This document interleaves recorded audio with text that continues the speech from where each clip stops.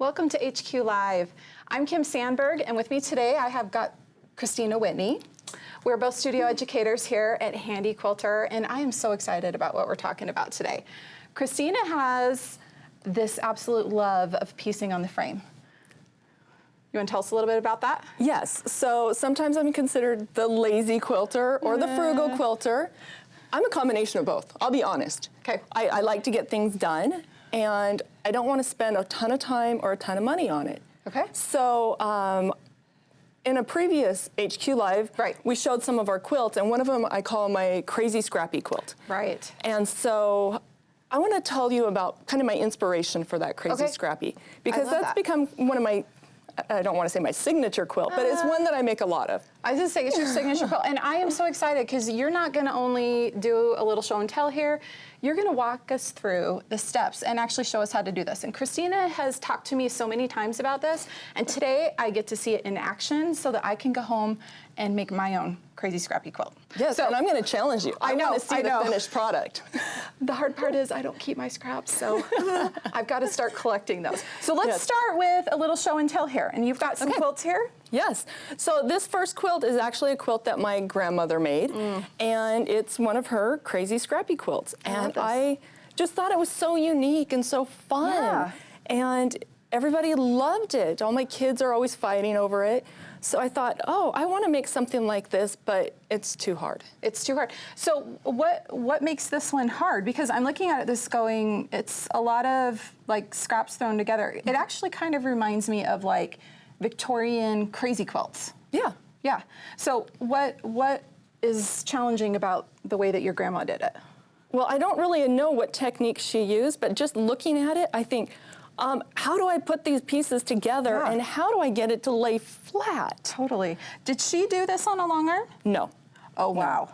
To be honest, I don't think she ever saw a long arm. Oh my goodness. Yeah, so she did this all on her domestic machine. And but you'll notice that there are some pieces that I kind of raw-edged applique over top because it had been so well loved that I needed to fix it. A little mending. Yeah, because a lot of these seams where they were sewn together, there was so much pressure on them that they would rip apart and we'd get these gaps. Yeah. So I decided I was going to experiment. Okay. I'm all about experimenting and trying new things. Absolutely. Especially on my long arm. So what I did was I tried a few different techniques, and I'm going to show you just a couple of those things that I've done, and then we'll really get to the Scrappy one. The Scrappy, okay. The crazy Scrappy. This one reminds me of like a classic cathedral window, which most people do that by hand. It's super, I don't know if tedious is the right word. It's very complex and time-consuming. There we go. Yes, this one I call my faux cathedral window. I love it. And it's all done on the long arm, and so I don't have any of that piecing ahead of time. So it goes by pretty quickly. So it's just stitched down with the long arm on the frame. You didn't do any piecing beforehand? No piecing. That is it is raw edge on this particular quilt. I love this. You might have to show me this technique at a later date. Okay, yeah, because we don't have time today. We're going to do other fun stuff. Okay, that is so cool though. I love that. Oh, and look at this one. I feel like it's kind of that same shape again. Yep, it's those melon shapes. This one is in a triangle shape though. Oh, okay. And then it also looks kind of like a flower there or a circle. It makes like spinning wheels. Yeah. That is so fun. This is one of my quilts that gets the most comments on. It's all my grandmother's scrap fabric because, you know, I can't throw away scraps. No. And so, yeah, I just cut off the corners to make it a melon shape because they were rectangles that she'd already cut out by hand. Wow. So. And once again, you did this, all the piecing, all the quilting on the frame. Correct. That's amazing. Yeah, I think we're definitely going to have to maybe delve into this again at a later date. But let's take a look at this one. So this is what the technique we're actually looking at today, right? Yes. So I call these my crazy Scrappy. Love it. I'm so unique with my naming. Oh, I think it's great because it's crazy and it's scrappy. I mean, come on. Perfect. So it's just random fabrics. I never, ever, ever buy fabric to make these quilts. Oh, Kristina, I wish I had that problem. I just go in the stash. It's fantastic. You'll notice even my binding is scrappy. Look at that, even the binding. And yet it all goes together. So I'm guessing there's a little bit of method behind this. It's not just a, oh my gosh, whatever comes out of the grab bag. Well, some of them end up that way, but we'll go through some of my thought process. Okay. So let's put this one away. That's so fun. And So then this one, wow. So this one's a little bit more bright. Yeah, it is. It's a little bit more, I don't want to say masculine, but more for a boy than the pastel ones. Yeah. So when I first started doing this, my first step was, since I'm not going to use, or I'm not going to buy any fabric, I go into my stash and I find a piece of fabric that's large enough for a backing. Okay. And that's where I start. In the size of quilt you want to make. Correct. Okay. With a little bit of extra wiggle room, because you know we need that extra 4 inches on all 4 sides. Yeah. So why don't we open that up on your end? Oh, look at and you'll that. see this fabric. Okay, I'm catching a theme here. We've got a little bit of a space with the primary colors.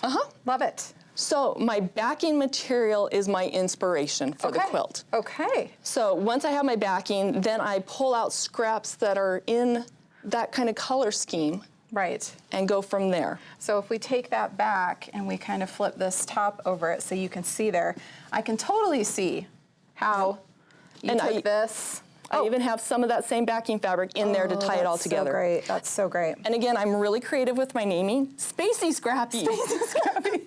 If you put a Y on the end of anything, it makes it totally fun, right? It's all good. At least it's got a label, right? I know. Hey, I'm totally impressed. I'm totally impressed that it has a label. That's so cool. Okay, so one other thing I want to point out on this particular quilt is you'll notice that I did couching. I have different colors of yarn. So not only am I using up my scrap, or not scrap, but my fabric that I've already got for my backing. Right. I'm going to use scrap batting. You know how when you cut off the bottom, you've got, you know, a big piece, there's always but a nice not big enough for anything? Yeah, no, unless you're doing a table runner or something. Yeah. So I'm going to use the scrap batting. Okay. Scrap fabric on top. Love it. Pick out whatever thread I have on hand. Okay. I'll even be really wild and crazy and use up scrap bobbins. Oh, that's such a good idea. End of the bobbins? Yeah, that bobbin that's still got a half a bobbin. Yeah. You don't want to just pull it off and throw it away. I guess, and especially if you're using a back that's a little bit busier, like this one. Oh, and I can even see here, you totally have got some. Yeah, I've got a variegated dark, in here. And then you've got a variegated. Yeah. I love that. So these are truly, I mean, scrappy in all respects. I love this because and the yarn. Yeah, the yarn. I'm a knitter, and I always have those weird bits and pieces left like over. a little ball. Yeah. And it's not enough to do a project with. Correct. Yep. So this one, I think I used like 4 different yarns. Look, there's some orange, there's blue. Just using it up. Using what I have. Oh, this is so fantastic. These, I'm thinking that these would be really great for like charity quilts. I was just gonna say that. When I first started this, my intention was for it to be a charity quilt. Okay. And then what happened? You fell in love with the quilt and couldn't part with it? I did. So yeah, most of them I've kept. We've but never done that as quilters. We don't know what she's talking about. Yeah, I made this beautiful quilt for my granddaughter, but when I finished, I don't have any grandkids, but you know, you always hear those stories. Yeah. Yes. Well, I actually have quilts I've made for my daughter that I've told her, she's 14 now. I've told her, when you get married, you can have them. And I'm probably going to start when you have your first child, when you have... When I'm dead in the grave, you can have it. Okay, so the process. We're going to go through the entire process. Okay. And hopefully you can follow how my brain works. Okay, I want to see this. No guarantees. Well, like I said, I want to be able to go home and do this. So I know you've got your process here. So I picked out some backing fabric. Okay. We're just going to do the width of the fabric. Okay. So I would do this, you know, for like a baby blanket or something. On the backing piece, you'll notice that I've drawn a blue mark down the side. Okay. That is my sides of where I'm going to actually quilt. So as I'm working, I know I need to cover that side line to make sure, and then when I'm done, I can trim it off. You're going to trim and everything on that will be line. covered. Okay, yep. I get where you're coming from here. Yep. That way you're not accidentally going clear out here and quilting off the edge and everything else. And that would be fine. My biggest concern is if I don't go far enough. Right. And I trim it off and I've got an empty spot there. Yeah. Because heaven forbid you have to reload. Nobody wants to do that. Clamps. I know, seriously. Save the day. And then I noticed there's some more markings here. Yes. So I've got lines on the top here, and you could draw the line all the way across, and that's just giving me some space to load. Right. And then gives me a little bit of wiggle room. But that's the line that I will actually cut off or when I do my basting, that's going to be my basting line going across there. Across the top. Okay, I love that. Yes. But I've got a couple more marks. You do, I can see that. It's not a science. Like I said, I just make this up as I go. Okay.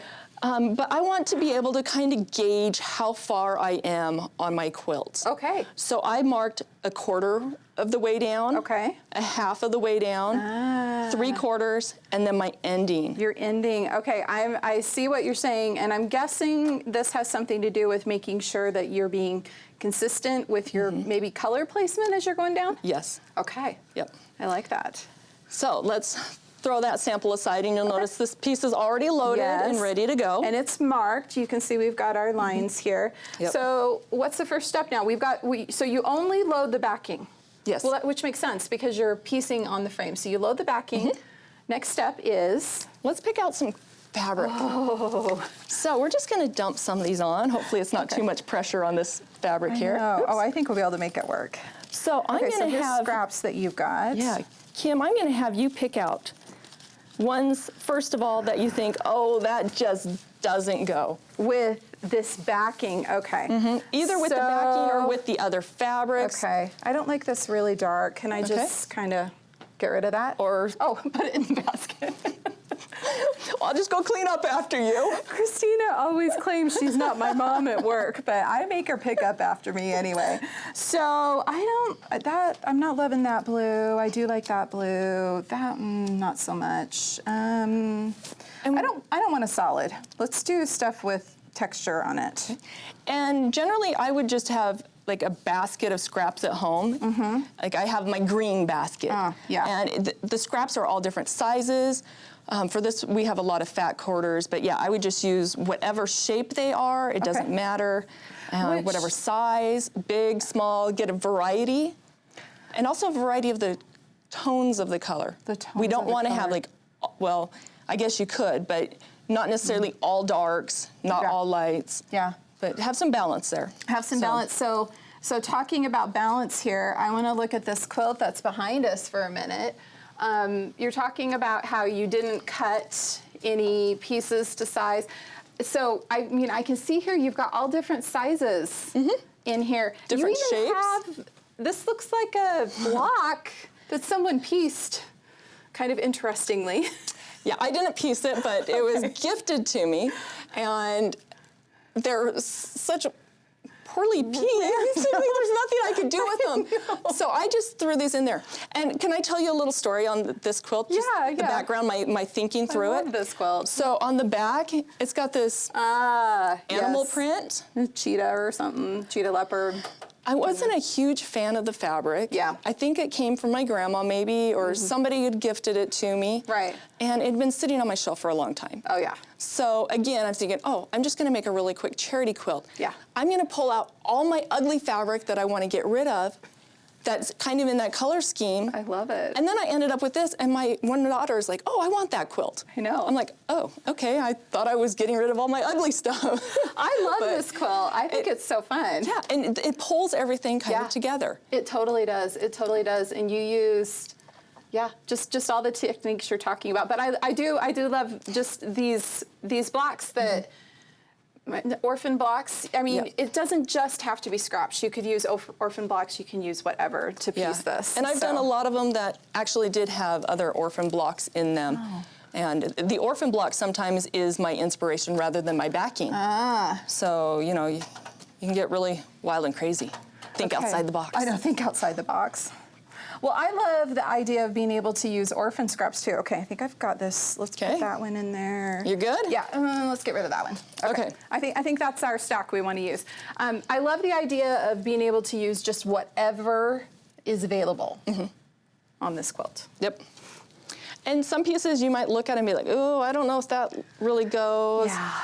And in the end, they might. In the end, they might not. I know. I mean, I look at this quilt, and some of those fabrics, I think, oh, why did I put that in there? Or, oh, yeah, it looks okay. I think it looks great, though. But the overall feel, yeah, it works. It's fantastic. Okay. Okay, so now we've picked out what we want to do with fabric. We kind of matched to our backing. Next is thread. So you do kind of match your thread, but you're going into your stash, maybe finding that spool that you haven't used. Yeah, look at this one. It's getting a little bit closer to the end. So let's not use that one, because you obviously use that one on a lot of quilts. I think this one, a beigey color. I mean, come on, this has got color, so let's not do that one. Am I getting to pick your thread here? Maybe. Okay. We'll see which one you pick, because if it's the one I've already loaded on the machine, then yes. I think I actually want to go with this green. Look, that's just what I have loaded. Oh, wow. It's like we planned it or something. That's so great. But yeah, I think that this is a good color to go with it, because it's just a nice kind of neutrally color. It'll blend with everything. Yeah, and that's a good point, talking about it blending. You might be doing one of these crazy scrappy quilts where you don't necessarily want the thread to blend. You want that thread to show up. I've done some variegated on the space one. Yeah, so I've done ones with variegated. To be honest, I try to use a non-specialty thread. Okay, like I wouldn't do this with metallic or glitter, because I'd probably have a mental breakdown. Yeah. So you're talking like a good sturdy quality, thread. Sturdy workhorse thread, like maybe a 40 or a 50 weight. Yep. That because you are piecing this while you're quilting at the same time, you want to make sure everything's going to stay together. You want to be using like a 100 weight, super fine silk. Yeah. And these aren't really show quilts. Right. I don't know how they would do in a show. Never tried it, but points for originality. Maybe I should enter one. So I do these more for function. Okay. So I want a thread that's going to last for a long time. Okay. In addition to my mental state while I'm stitching it. Oh yeah, so, yeah. You just want to put that workhorse thread on and start stitching, right? Yeah. I do love specialty threads, so let me just throw that out there. But they all have their place and their purpose. Right, right. And, you know, if you really want to use some of those specialty threads in here, because you have some you want to use up, you could always go back and use that maybe just in the quilting rather than in the piecing process. Yeah. Okay. Okay, so what's next? So we've got our fabric picked out here. So I usually go through my fabrics and I kind of pick out, like, let's put all the blues kind of together. Okay. And then, like, maybe lighter greens? Yeah, and then, like, the darker ones, we'll get that lighter. Yeah. And I just kind of sort them a little bit. And then I throw them on the floor. You throw them on the floor? I throw them on the floor. For real? Yep. I love it. So in my studio, I just leave like a whole pile back behind me. I have my batting scraps back behind me, and it's just like a tornado went through my sewing room. Okay. But it all comes together. Okay, I love it. So and you keep them separated out by color. So you kind of have that. Okay, I get. Okay, so let me kind of talk about why I do that. Okay. So remember how we've got these marks? We know how many sections we need to fill. Right. So let's say, okay, this pile is a little bit smaller than this pile. Right. So as I'm putting my fabric on, I might want to use a few more of these than these. Gotcha, and you can gauge that by the size of the pile. I like it. Yep. I like it. So that kind of helps me figure out which fabrics to use in each section. Okay. Okay, so let's throw those on the floor. Okay, let's do our piles. I'm liking this. I am liking this a lot. Okay. Okay, so my backing's ready. I've got it marked. Next step. Next step. Take our batting pieces. Okay, and this is total, you said batting scraps, but I can tell this is like one that's been cut off the bottom of a quilt. Because it's a nice, big, wide. Yeah. We're not talking like little itty bitty pieces. We're talking like the bigger pieces that you trim, like when you trim a quilt at the end. Okay. So I'm gonna just kind of cover up that white line, or sorry, blue line that I drew. Yeah. Kind of make sure you're going outside the line, so to say. Ooh, do I get to do the cutting? We get to trim the batting. And trim maybe about an inch outside of the line? Yep. Okay, I can totally do that. Good old batting scissors. And if you are one of those crazy people that doesn't have pieces of batting laying around, you could use regular. You could just load a bat. Yeah. But like I said, I'm all about using up all of the stuff that I have. That's Frugal Quilter, Kristina Whitney. That would be me. Okay, so now I've got my batting. We're gonna start placing our fabric pieces. So this is the piecing part. Yes. Okay, I wanna watch you do this. Okay, so you've got your piles back here. I'm going to grab this piece. Okay. And like I said, usually my scraps are, you know, just random shapes and different sizes. a lot of this fabric that we pulled out today is straight. Like kind of straight cuts. It's boring. Not like totally random, funky triangles or dodecahedrons. Is that a word? I don't know. Sorry, me, math, geometry, none of that stuff goes together well. An interesting geometric shape. Let's talk about that. So when we're talking about math, other than marking quarter, half, and 3/4, no math is involved in this process. I love that.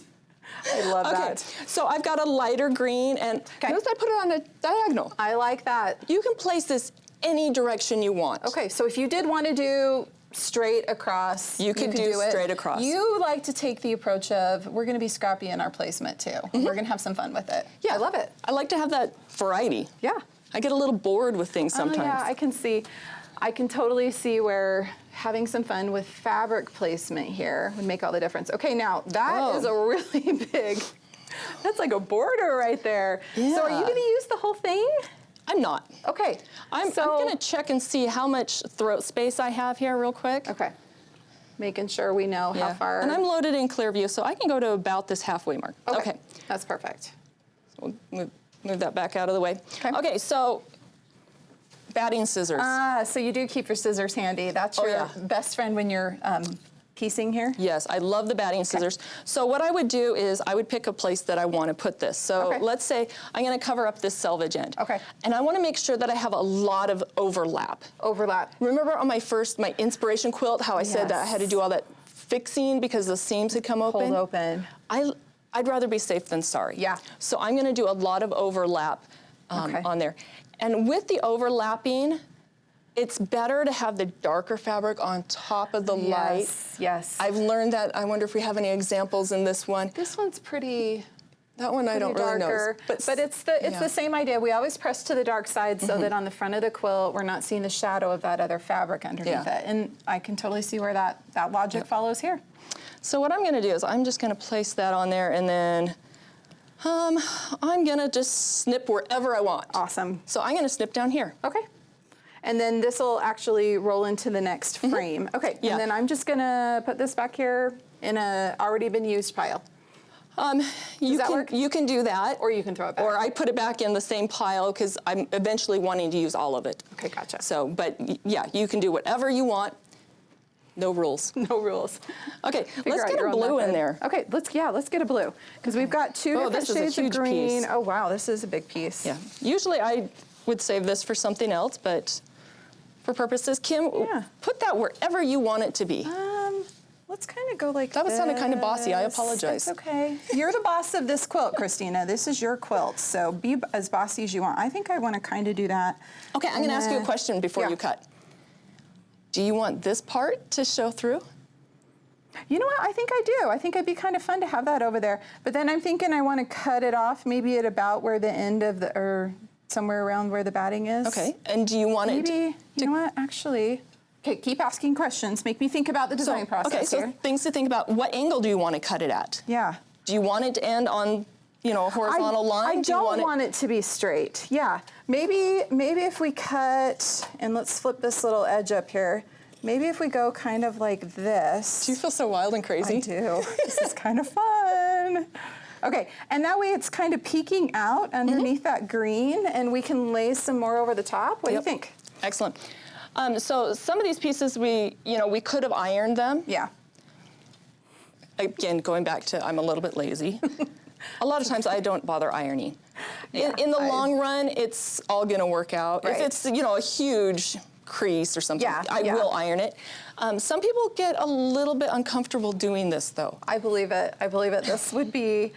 I can think of some quilters I know very well that this would make them start right now. But I actually really like this process. It's kind of fun. It is. But you'll notice I'm not doing any basting. No, you're not. If people are worried about that, there is a great thing that you can do is spray based. You can always spray based. Yeah, absolutely. Just do it away from your machine. Yeah. But you can just spray and then stick it down onto the batting, and that will kind of hold it in place if you're having problems. If you're worried about it shifting or anything. But I can see how we're layering these pretty good over the top. They kind of hold each other. Yeah, totally. Okay, let's get moving. Go ahead and just start picking fabrics. Let's grab this one and this one. And I've got the scissors so we can kind of do a little, if you need them.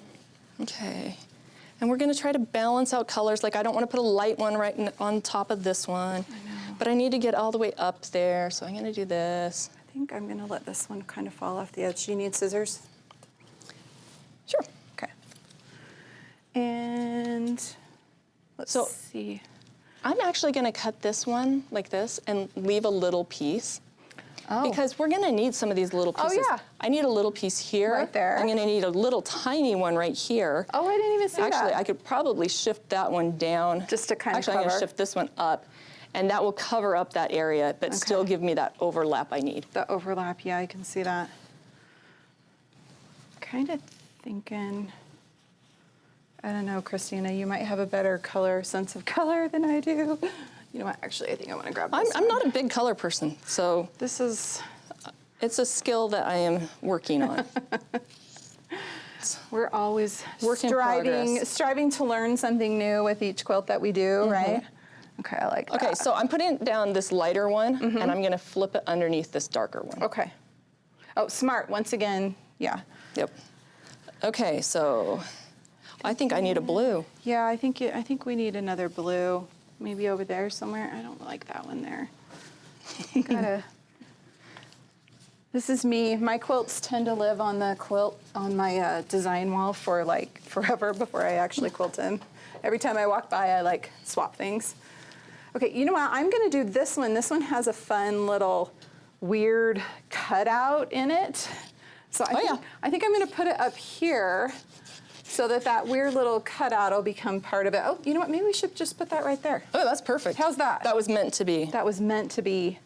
And then I've got another square here. I want to kind of put that on.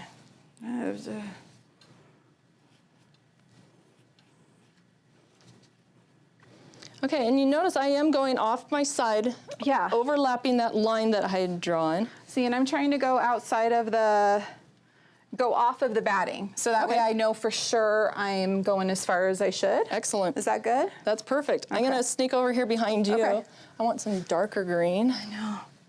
I'm thinking wait, that's the same as the one you've got. I don't want that one. You don't want that one. Great minds think alike, right? I know, totally. I'm gonna try this one. Okay. Oh, I found another one that's got a funky little cutout in it. I kind of like things like that. I think those are kind of fun. Okay, we need one across the top area there. You know what? Should we do this? And that way we've got a fun little interest right there. And I'll cut this one out here. Okay, this is really fun. I'm totally getting jazzed about going home and doing this in my own. There's scissors for you. Got that one. We do a little bit. Yeah, the blues are, here, grab one of those others. So we just need to fill up this first throat space, and if you've got stuff that's hanging down, it's just less stuff you have to think about for the next round. Right, right. So that's fine. Okay, I kind of like that mentality. So, you know what? I'm actually going to put this one like this. Okay, Kristina, you're going to have a fun challenge here. Okay, let's get just a little bit more something here. There. Is there like a little? Oh, here's like a smaller piece. Okay. Except then that goes over my. Maybe we should cut that smaller. What do you think? Oh, I think it's fine. You think that's good? Okay, yeah, that's great. So we've got everything laid out now. Yeah, I love it. So what we're going to do now is actually stitch everything into place. Okay. So I like to go over all of the raw edges and just stitch it down. Okay. Also, we're going to quilt throughout the entire thing as well. Okay. So you can either stitch everything down first and then go back and quilt. Okay. Or you can actually do it all in one pass. Okay. And sometimes I mix and match. It just depends on what you're feeling like. Yes. And the type of designs you want to quilt in here, I mean, you could do anything, right? Mm-hmm. Yeah.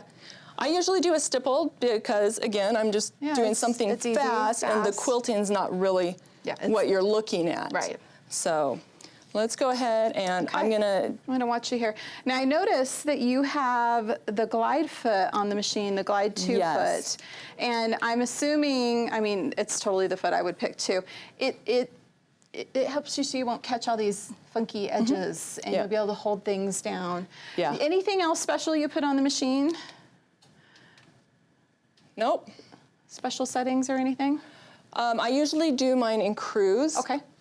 Just because that's my personal preference. Yeah. There's no right or wrong. Absolutely. So I do cruise. For this part, I usually do a little bit faster speed, so just whatever you're comfortable with. And are you going to, like, I know traditionally we always plumb line across the top of the quilt. Is that what you're going to do first? I'm going to do a plumb line real quick across here. So let's... And I didn't put it in basting, but I could have. Right. And I'm just going to smooth the fabric as I go along.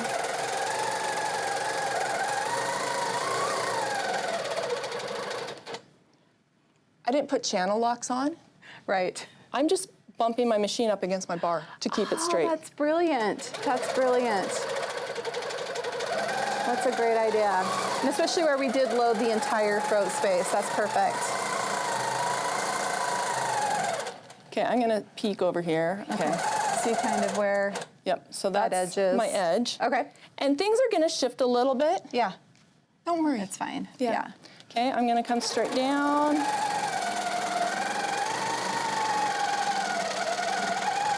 Now you're just basting down the side. That one I don't have my frames. Okay.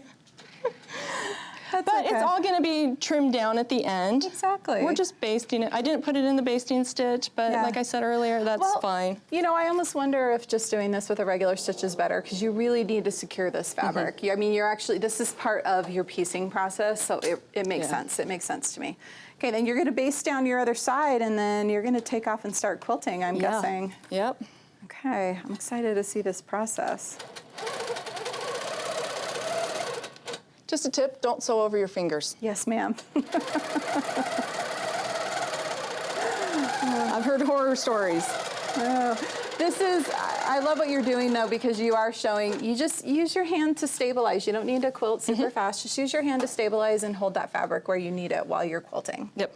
Okay. Okay, so one of the reasons why I sometimes like to do the stipple meander is I can travel. Oh yeah. Because right now, if I wanted to start stitching, I'd have to stitch all the way back up here, then come across down and... Nobody got time for that. Yeah. Travel lines, those are your friends. Okay. So I'm just gonna wiggle over here until I get to my next fabric. Okay. And then watch, I'm gonna just stitch straight up and stitch it down. And actually, I wanna grab this guy real quick while I'm here. So you're not afraid to just like essentially backtrack a little? No, I love backtracking. Okay. And you can do like a little wiggle stitch going on and off of the fabric a little bit. Okay. The main thing is just try it and see what works for you. Right, okay? right. So I'm gonna...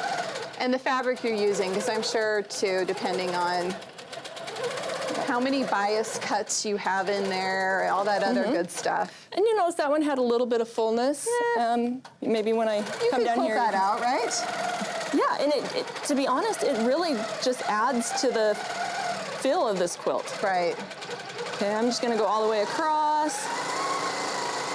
Down here. I'm gonna come back. Let's see if I can't get that guy yet. So we'll get him on the next pass, okay. Next pass. And I just do whatever I can get to in that throat space. Okay. Whee! Have a little fun while you're quilting. This is like therapy for me. Oh, I can totally see. And you know, I'm thinking about this and I'm going, you know, when I've had a day when I just need to sit down and quilt and be creative for a while, this is like the perfect quilt for it. Because there's no exactness here. It's very free. Yeah, no right or wrong at all on this. Right. Yeah.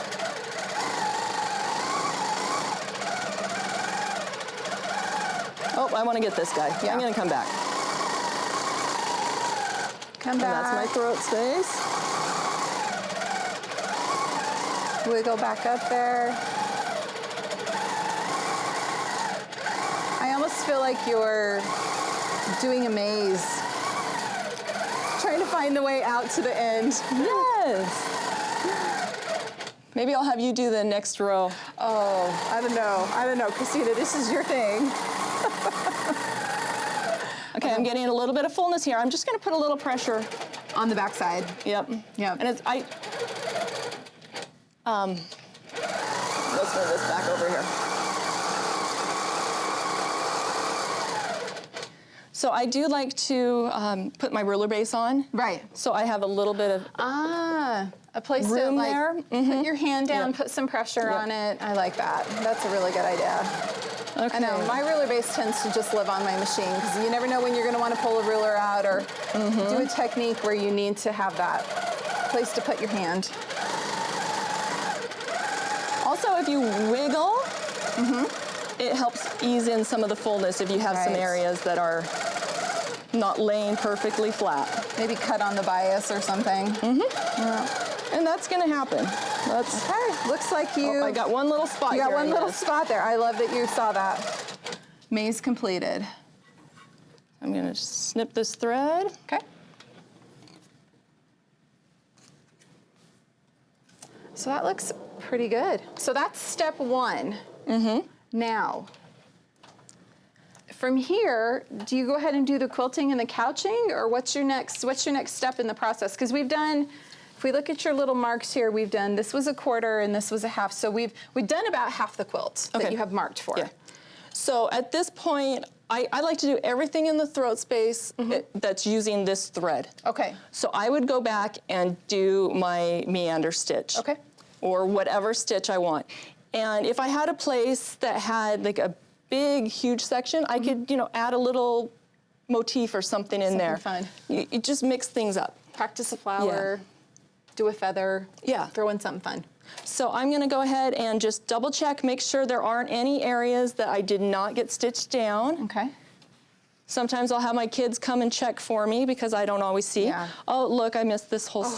Shoot. Actually, I didn't because that was my throat space, so I went over there. That's right. Okay.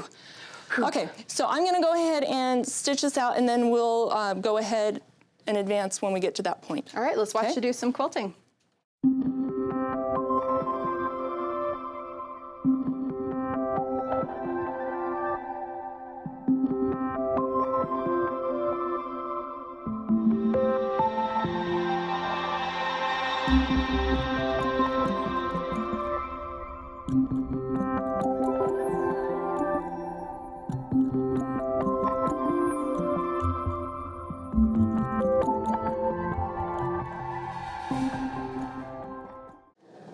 Okay, wow, Kristina, that was awesome seeing. So you just stippled everything there. So we're ready to advance now. Yep. So just normal advancing. Yep. Take your clamps off, and we'll just advance real quick, and then we'll show you the next step.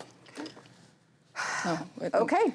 We've advanced. We flipped all the fabric up out of the way so we can see the bottom of the batting. Yep. And we're going to go ahead and lay down another batting scrap. And oh, look at that. Yeah, and so ideally it would be a little bit longer, but yeah, I just lay my batting right across there.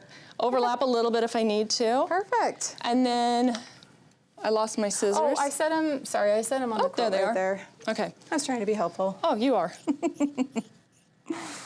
Okay. So at this point, we would just do that same step, layer the fabric, so we can pull these down that were already on there. Lay them back down. Okay, so I can see that this really is, this is fun. Yep. Okay, and now I picked some more fabrics, so we can kind of do a little bit more layering here.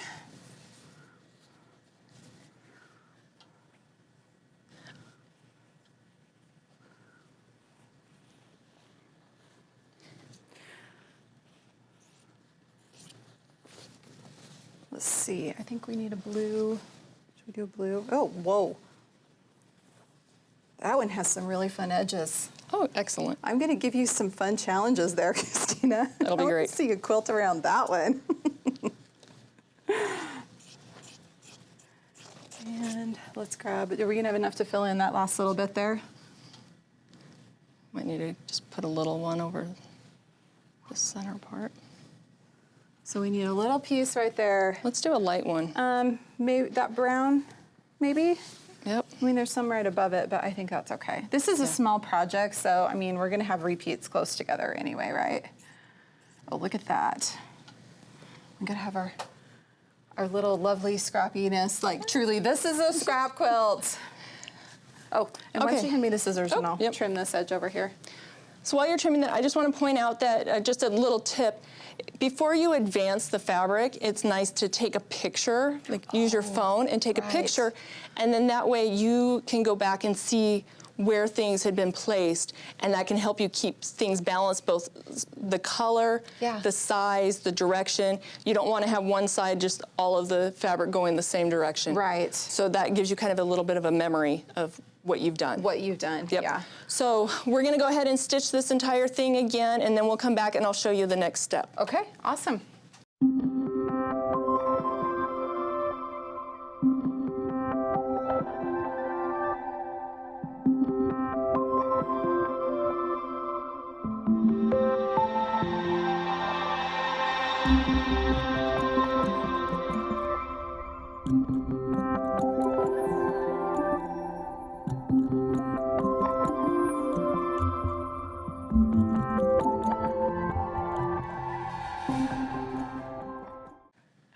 Okay, so it's all quilted down now. You've got all the edges. We've done all that amazing stippling. What's the next step? Well, you have a couple options at this point. Okay. So everything's raw edge. Right. So you can leave it as raw edge. Okay. Or we can couch over it. And I'll show you a couple different ways that I do some couching. Okay. And another option is to do what we call chenille it. Oh, okay. So that's a company that has that. That and I'll show you a sample of that one in just a When we few get more done. minutes, at the end. So I've pulled out some different yarns here. They're different I love yarn. thicknesses. So I actually decided I want to use this yarn. And it's a little bit of a thicker yarn. And so I've put on the largest couching foot. So I've already swapped out the feet and we're ready to go. You can use variegated yarns. So like this one or this one? I think this color looks fabulous with this quilt, though. Oh yeah, right there. Actually, that's what you should have used on that outer space one. Yes, that would have been fabulous. Yeah. So it's just, what look are you going for? Right, right. So, yep. I've done a lot of my quilts using just, your basic yarn. Acrylic. And then some I've used this big fluffy. This nice chenille type. This one's a wool. So really you can use anything. You probably just want to check and make sure if you're planning on laundering the quilt that the yarn would be something that could be washed and dried because, you want it to be durable. So if you look at this quilt, I used the chenille yarn. Oh. And again, I use travel lines. Right. So I will have multiple layers of yarn in one spot. I can see that. And this I just did in a straight line because it was that thicker yarn. Yeah. Oh, look, I put a flower in here. Oh, I love that. So that's where you can practice some of those fun motifs. Yeah, Love try it. new things. So you can do it in the straight line, or you can do didn't you have like a loopy shape that you did? Yeah. Okay. So this loopy shape I found, here we go. We were talking earlier about doing a zigzag, and I found it was really kind of clunky. Okay. Trying to do that motion with the couching, and it didn't always work out as nicely as I liked. Yeah. So just experimenting, I came up with my little loopy system. So on the raw edge side, I do my straight line and I loop around and loop around. So I get that straight line going down the edge, the raw edge, and then I've got all this extra stitching holding that fabric in place. Reinforcing it. Yep, Okay, exactly. I see that. And I love that because when you're quilting in a circular motion, it's fluid, it's easy, it's smooth. Yep, and it goes faster. I love that. I love that. Because this is quilting a day. I mean, this is, you could do one, you could knock one of these out. Absolutely. Yeah, depending on what size it is, Yeah. you can get cruising with this stuff. Okay, so on the quilt behind you, you'll notice that I didn't use the looping system. I used a different straight. yarn with a straight line. But it's a big chunky yarn. So but I wanted a little bit more character in it because I had some big blocks. And so you'll see that I actually couched some of the stippling. Ah, you did. But you didn't do that in every block. I can see that. So it's totally just using it for decorative purposes. This is really fun. You did like these little wavy lines and stuff. Yep. I've got another one that I did like some circles that I couched on. Oh, fun. So it goes back to my saying of, you know, play with it. Yeah. Have fun. Yeah, have fun. Okay. Especially because, I don't know about you, but when I put the couching foot on, it's like I just can't turn my machine off. It's so fun to stitch with the couching foot on. Okay, so let's see you do some couching. Okay, so I'm not gonna go over a whole lot of the, you know, how do I get the yarn through my foot? There are many other videos that we can watch for that. But I am going to go ahead and I'll just start over here on this side. Okay. Once again, working from left to right, just like we normally do, right? Or I should say left. Correct. Let's see if I can get that yarn started with the couching. That's always the... Once you get it pulled through that hole, it's ready to just start having some fun. And I'm just going to kind of puddle it a little bit. I'm actually going to put you in charge of the yarn maintenance. I'll be the yarn minder. Okay. Not winder. And I'm using the same thread that I had on before. Okay, perfect. So, yep. And I'm just going to stitch straight line. Okay. And look how nicely, well, you guys probably can't see. I'll aim up this way and then you can see. Look how it covers up that raw edge. Yeah, look at that. I love that. And I love that it gives that extra layer of texture too. That's so fun. And look, I'm out of space, so I'm just gonna backtrack. And that gives it another layer. It also reinforces those edges because once again, this isn't being pieced before. It's really gonna make this quilt durable. Yes. So I'm gonna actually travel. Sometimes I make up my own seam line. Yeah. Because we hit the bottom of our throat space there. So now I'm gonna do the loopies. Okay, so I'm gonna go up the raw edge, loop back around. And this is a thicker yarn. I don't normally do the loopy when it is a thick yarn. I'm just gonna loop around the top. I think it looks great though. And I love the idea of mixing the two techniques also. There's nothing that says you should only do one. No, you can do whatever you want. Like I said, there are no rules with this. I just make things up as I go. Okay? So I'm just gonna go ahead and continue couching around and then maybe we can show them the chenillet. Yeah.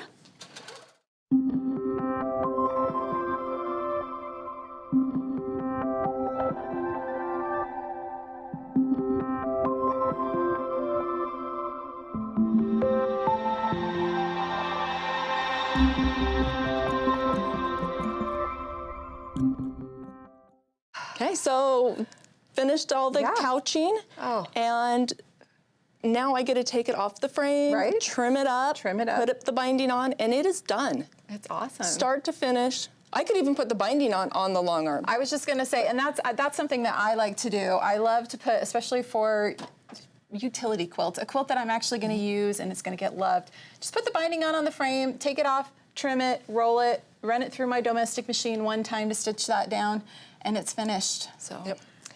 Let's show one other quilt real quickly. So you have taken this technique and applied it to a super popular type of quilt that people love to do, the t-shirt quilt. So this is a t-shirt quilt that I pieced on the long arm. I love this. So I'm not gonna actually stitch out how to do it, but I will walk you through some of my thought processes. So I did not use stabilizer on most of these t-shirts. Which normally you would, but I wasn't piecing them. Right. There was you did this completely on the frame, so you did the same process. You loaded your back, batting, and then you just started laying out these t-shirts. So with this though, I did put a little bit more thought process into it. I didn't just throw the fabric on the floor behind me. I actually did cut all the t-shirts to the size I wanted, and then I laid the whole thing out. And took a picture. I'm all about taking pictures so that I can remember where things go. And then as I came back to the long arm, I again had my backing set up. I had markings, so I knew where I needed to be. If it was getting too long, I could shift them up a little bit or stretch them out just to kind of keep it even there. So I did the exact same process, laid the fabric down, stitched the raw edges, did this one, I did the stipple again over it, But this one, I came back and I put chenille it on. Chenille it. Okay, so tell us what this chenille is. I love chenille it because the more you wash it, the softer it gets. T-shirts are the same way, and this quilt is so soft because you don't have any stabilizer in it. I love it. Yes, yep. So this is chenille. It just comes in a roll. And so I used my square foot and I just stitched it on. Right. Stitched the next one, and this one, instead of stitching back and forth like I did with the couching, I would actually cut the piece. Then I could stitch back over to travel. That makes so I sense. didn't have overlapping a whole lot. And that way you don't have bunchy corners or anything like that. I can totally see that. And this is so fun because it's just fabric that's cut on a bias. Like, I think this is like a 1/2 inch one. There's different sizes, all different colors. I think it's a great addition to this quilt. Yeah, just give it a little extra pop. It totally does. Tied all the stuff together. Well, Kristina, this is amazing. All right, well, thanks for watching today. We have so enjoyed sharing this amazing technique with you. Be sure to like and subscribe to our channel, and be sure to watch us next month, and have fun quilting.